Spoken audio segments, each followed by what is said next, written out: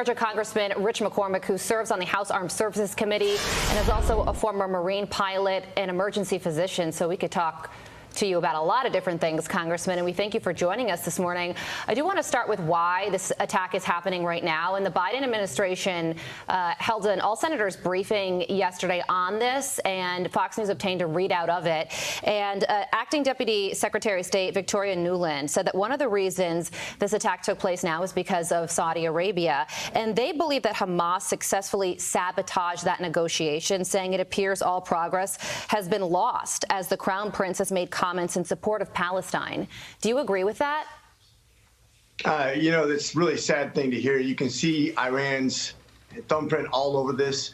I hate to hear that. I've done operations in and around Saudi Arabia when I was in the military. To see that sort of relationship develop is going to absolutely undermine the Abraham's Accord, and I hate to see that. Yeah.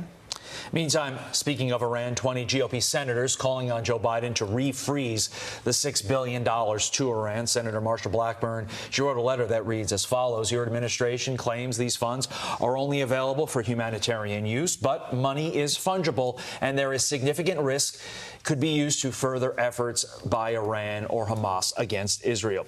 Congressman, is this supported by the House? And do you individually support this? Absolutely. I think it will be almost universally supported by the House. I do support it. And I think additionally, we need to have additional sanctions also. I think as much as possible, this government needs to be squeezed. It's obviously being used as a proxy by Iran. This needs to be taken on every single way you can, militarily, strategically, economically. This government needs to be punished wherever it is misstepped. Well, of course, no funding can get passed unless the House has a House Speaker, and that vote happens today. What's going to happen? I think we had some really good progress last night in closed session. I think also maybe there's a bit of a misconception. Since this is new ground, it's never been done before, we think that the Speaker pro tem can be used appropriately. There's obviously emergency powers that the president can use, too, that make these monies available, too.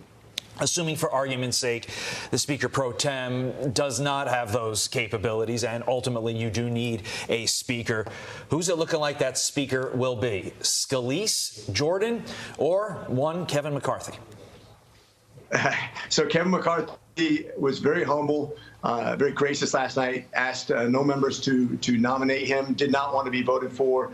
We're going to solve most of this behind closed doors, which is a good thing. I think most of us have no stomach for getting in front of the public without somebody already decided as a conference before we go into public. Who are you supporting, and will we have a House Speaker by tomorrow? I'm supporting Jim Jordan. That's a recent decision. You're actually the first people to know this. They don't even know that. Just listening to the debate, I thought he made a stronger case. Actually, even the things that I disagree on, at least there's a strong case for leadership. I think they'd both be amazing, though. I think they both have great relationships and can help us along to get to where we need to go. They are both certainly popular in the Republican caucus. It would be the #1 story if, obviously, the situation in Israel was not happening. We'll be paying attention to Washington, D.C. today. Congressman Dr. Rich McCormick, thank you so much.